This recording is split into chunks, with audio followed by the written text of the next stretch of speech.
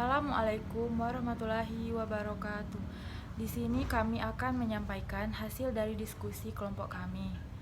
Saya selaku moderator akan memperkenalkan diri saya. Nama saya Indasari dan teman saya. Perkenalkan, nama saya Nur Aini. Saya Nilam. Di sini kami akan membacakan hasil dari diskusi kami. Yang pertama-tama akan dibacakan oleh Mbak Nur.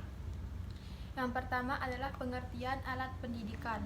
Alat pendidikan adalah segala sesuatu yang digunakan untuk mencapai tujuan pendidikan.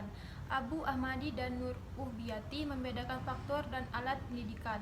Faktor adalah hal atau keadaan yang ikut serta menentukan berhasil tidaknya pendidikan. Sedangkan alat adalah langkah-langkah yang diambil demi kelancaran proses pendidikan. Sementara itu, Ahmad D. Marimba memandang alat pendidikan dari aspek fungsinya, yakni alat sebagai perlengkapan, alat sebagai pembantu mempermudah usaha mencapai tujuan atau mencapai tujuan selanjutnya. Yang kedua, jenis alat pendidikan. Yang pertama, alat pendidikan positif dan negatif. Dan yang kedua, alat pendidikan preventif dan korektif. Dan yang ketiga, alat pendidikan yang menyenangkan dan yang tidak menyenangkan. Selanjutnya adalah alat-alat pendidikan. 1. Pembiasaan dan pengawasan. Pembiasaan adalah salah satu alat pendidikan yang penting sekali, terutama bagi anak-anak yang masih kecil. Pengawasan itu penting sekali dalam mendidik anak. Tanpa pengawasan berarti membiarkan anak berbuat sekehendaknya.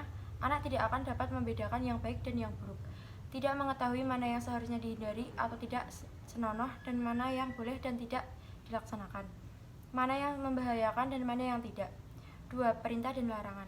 Perintah bukan hanya ada pada yang keluar dari mulut seseorang yang harus dikerjakan oleh orang lain. Larangan itu biasanya kita keluarkan jika anak melakukan sesuatu yang tidak baik, yang merugikan atau dapat membahayakan dirinya. Yang ketiga, ganjaran dan hukuman. Ganjaran adalah salah satu alat pendidikan yang untuk mendidik anak-anak supaya anak dapat merasa senang karena perbuatan atau pekerjaannya mendapat penghargaan. Hukuman merupakan masalah etis yang menyangkut soal baik dan buruk. Selanjutnya, pengertian batas-batas pendidikan.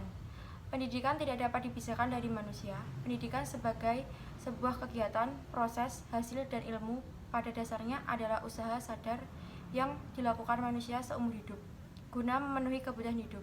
Berbagai potensi dasar atau fitrah sebagaimana diuraikan di atas harus ditumbuh kembangkan secara optimal dan terpadu melalui proses pendidikan seumur hidup. Baiklah, selanjutnya batas-batas pendidikan pada peserta didik. Peserta didik sebagai manusia dapat memiliki perbedaan dalam kemampuan bakat, minat, motivasi, watak, ketahanan, dan sebagainya. Dari perbedaan tersebut, tentunya ada peserta didik yang lebih unggul dari peserta didik yang lainnya. Pengetahuan pendidikan tentang hal tersebut hendaknya menjadi acuan untuk mencari metode atau langkah-langkah pendidikan yang cocok dalam pembelajaran peserta didik, sehingga dapat berkembang dengan baik. Baiklah, itu saja hasil diskusi yang telah kami selesaikan, yang telah kami bacakan. Terima kasih. Wassalamualaikum warahmatullahi wabarakatuh.